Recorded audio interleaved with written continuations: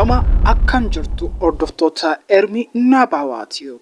Seenaa qabatamaa fi dhugaa ta'e namoota balaan xiyyaaraa isaan mudatee guyyoota 72 achi buuteen isaanii dhabame lubbuun jiraachuuf jecha foon hiriyoota isaanii nyaatan isiniif dhiyeessaa hamma dhumaatti hordofuu hin dagatinaa. Namoonni maatii mana kanaa taatan galatoomaa jecha namoonni maatii mana kanaa hin taane immoo ammuma subscribe gochuu hin dagatinaa.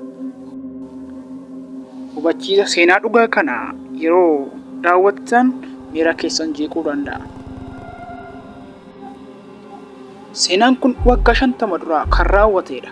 Bara 1972 xiyyaarri waraanaa Yuuraagaay namoota 45 fe'ee gara Chiilii deemaa ture.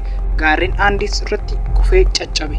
Isaan keessaa namoonni 12 battaluma xiyyaarri kufee caccabatti du'an. Namoonni 6 miidhaman ammoo guyyoota muraasa itti aanan keessatti du'an. Kanafan 11 ammoo qorraa fi cabbii, beela, dheebuu, dhibee fi dhiphina dadhabachuu dadhabanii boora keessa du'an. Dargaggoonni 16 qofti lubbuun hafan.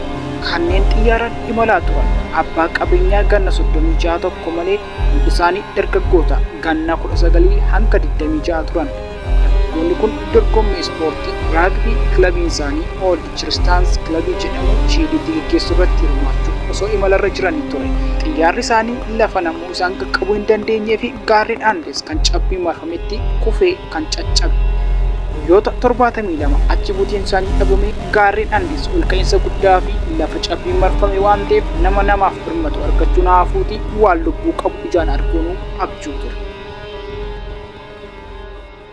Waan nyaatan waan dhabanii fi kophee fi qabattoo isaanii nyaachuu eegalan. Lubbuun jiraachuuf carraan tokkichi isaan qaban foon hiriyoota isaanii du'anii nyaachuu yookaan akkuma hiriyoota isaanii gaarreen keessatti soora allaattii ta'uudha. Roobertoo Kanneessaa namoota balaa xiyyaaraa kanarraa guyyoota 72 booda argamanii baraaraman keessaa tokkodha. Balaan xiyyaaraa sun akkamitti akka mudatee fi foon hiriyoota isaanii du'anii nyaachuun lubbuun turuuf murteessuun murtoo jabaa akkamii akka ta'e himama. Kitaaba I Have to Survive jedhus barreesseera. Roobertoon bara 1972 yeroo balaan xiyyaaraa mudatu sana barataa ogummaa fayyaa ture. Hiriyoonni isaa balaa xiyyaaraa hafan tokko lamaan beelaan gaafa isa biraa du'an kan itti aanu jechuun du'an wal cina ta'aa turre jedha. Gaarreen Andiis cabbii fi urriidhaan kan marfamedha. Xiyyaarri waraanaa Yuuraagaay Air Force Flight 511 taphattoota raagbii fi namoota kan fe'ee deemaa ture gaarreen kanarraa gaafa ga'u duumessa keessa ol ba'uuf imaltoonni akka qabattoo isaanii hidhatan itti himama. Keessummeessitoota keessaa tokko dhuftee amma gaarreenitti dhiyaannee jirra. Duumessa keessa ol ba'uuf waan jennuuf qabattoo keessan hidhadhaa nuun jette. Duumessaa homaa arguun hin danda'amu. Isheen kana jettee karaa foddaa yoo ala ilaallu tulluutti baay'ee dhiyaannee jirra. Xiyyaarri ol ba'uuf gaafa ka'u kallattiin tulluutti bu'e jechuun deemsi ollaa du'aa guyyaa 72 akkamitti akka eegale hima Roobertoon. Xiyyaarri erga caccabee booda battalatti kan du'anii fi Roobertoo fi hiriyoonni isaa biroo lubbuun hafan xiyyaaricha keessaa ba'an. Takka of wallaalee lubbuun erga natti deebitee booda poolisii fi ambulaansiin amma dhufanii na baraaruu jedhee yaade. Xiyyaaricha keessaa ba'ee gaafan laalu gaarreen cabbiin marfaman keessatti of argeen abdii kutadhee jedha. Hiriyoonni koo kaan ni dhiigu kaan sibiilli garaa isaanii keessa jira. Cabbii fi kattaa malee wanti nyaatamu tokkollee hin turre. Takka gaafa turtu keessi kee waan nyaachuu akka qabdu sitti hima jechuun jalqaba irratti kophee fi qabattoo fi nyaachuu akka eegalan ibsa. Mootummaan biyyattii xiyyaara caccabee kana barbaachaaf hojjettoota lubbuu baraaran bobbaasu haalli teessuma lafaa bakka isaan itti kufanii rakkisaa ta'urraa kan ka'e argachuu hin dandeenye. Roobertoo fi hiriyoonni isaa har'aa borii baraaramna jedhanii osoo eeganuu torban tokko ol ta'e. Hanguma dhihee barii warri lubbuun hafee jiraachuun isaanii gaaffii gara keessa galaa deeme. Kophee fi qabattoo kan isaaniis ta'e kan hiriyoota isaanii nyaatanii fixanii. Nuunee banna malee nama taanee akkamitti foon namaa nyaannaa? Jalqaba gaafa kophee qabattoo nyaannu waan nu summeessu nutti fakkaate. Kophee yoo oomishamu keemikaala garaagaraa qaba waan ta'eef jedha Roobertoon. Yeroo sana Roobertoon barataa saayinsii fayyaa waggaa 2ffaa ture. Dhalli namaa nyaata malee hangam turuu akka danda'uu fi waan murteessaa qaama namaaf barbaachisu warra kaan caalaa hubannoo qaba. Qaamni namaa keessumaa nyaata anniisaa kennu yoo hin arganne dafee akka du'u ni beeka.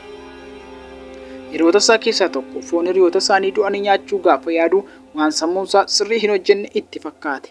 Akka Roobertoon jedhutti jiraachuuf foon hiriyoota isaanii du'anii nyaachuu malee isaanis hiriyoota isaaniitti dabalamuun garaagarummaa guyyaa 2-3 buluu malee akka hin oolle bareechee hubateera. Hiriyoota keenya keessaa tokko akkamitti foon hiriyoota keenya nyaannaa nama taanee foon namaa nyaannaa kun ta'uu hin qabu jedhe.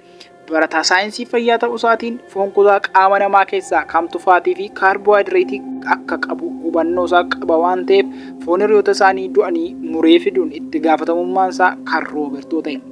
Anaaf yeroo baay'ee ulfaataa ture.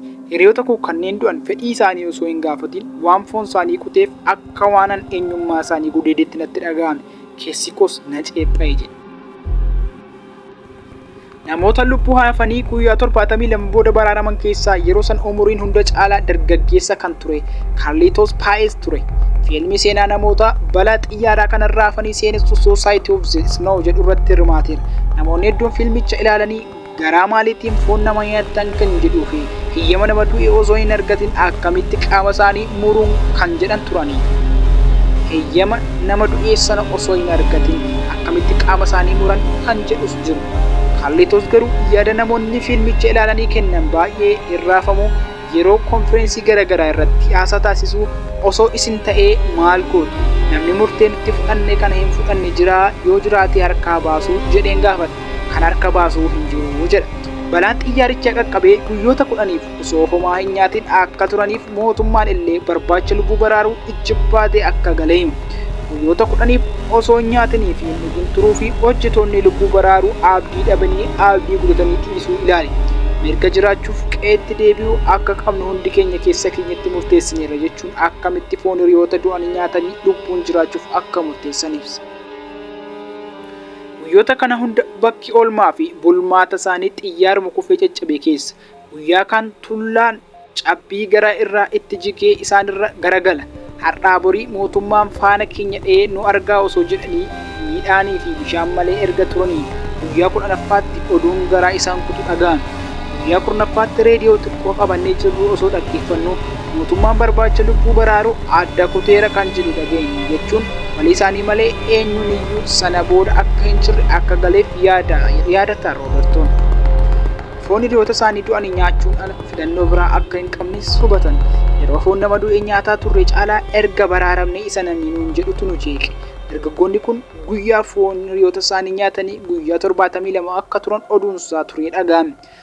Roobertoon akka jedhutti yeroo foon namaa nyaataa turan caalaa erga baraaramanii isa namni ittiin jedhu akka isaan jeequ dubbata. Isin warra foon namaa du'e nyaatee lubbuun ooleedha nuun jedhu.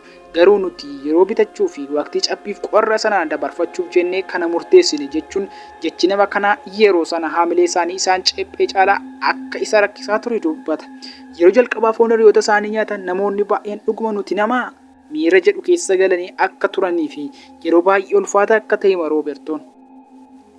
Boodarra suusa itti baraa dhufan maaliifan akkas godhe jedhee ergan of ceephee booda osoo hiriyoota koo du'an keessaa tokko ta'ee foon koo nyaatee namni lubbuun baraaramu erga danda'e maal abbaasaa jedheen sammuu kootti deebi'ee nagaa argadha. Dargaggoonni kun foon hiriyoota isaanii nyaataa isaan dandamachaa guyyoota 11 erga deemanii gaarreen baay'ee rakkisaa keessa lafa namni isaan arguu danda'utti akka ba'an hima Roobertoon. Namoota 16 keessaa namoonni 2 ofitti murteessanii ka'an teenya hundi keenya du'a eeggachuu irra jedhanii tarii lafa namni arguu danda'utti yoo baane jedhanii deemsa eegalan. Deemsa dadhabsiisaa guyyaa 10 booda daangaa Chiiliitti ce'anii lafa namni jiraatu qaqqaban. Hojjetoonni lubbuu baraaran isaanii fi hiriyoota isaanii gaarreen Albees keessatti hafanii fi akka qaqqaban iyyatan.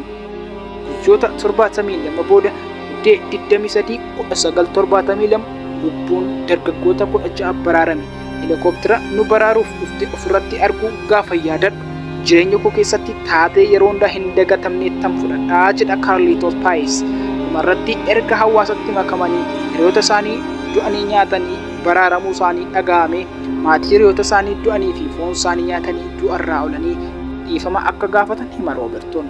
Hordoftoota Ermi Naapaawwaatiyoop hanga dhumaatti waan daawwattaniif galatoomaa. Viidiyoo kana like, share, comment gochuu hin dagatinaa. Maatii mana kanaa yoo hin taane ammoo subscribe gochuu hin dagatinaa. Nagaatti.